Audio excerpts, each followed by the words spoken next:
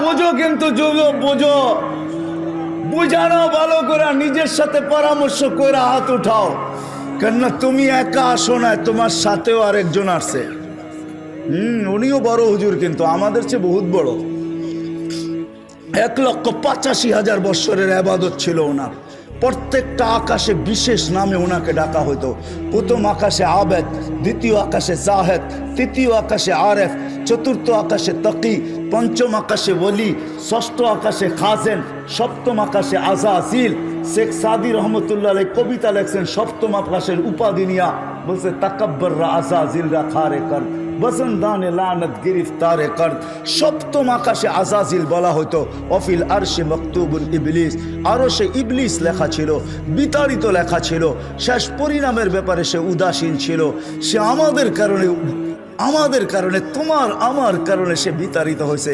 আমাদের অস্তিত্ব হইতো না তো কোনোদিন সেও বিতাড়িত হইতো না।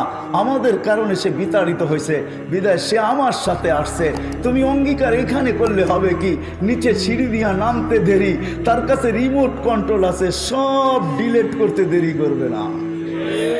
কিন্তু এই জন্য তোমাদেরকে বলি, পাক্কা ওয়াদা কিনা বলো যুবক, পাক্কা ওয়াদা? আল্লাহ কবুল করুক।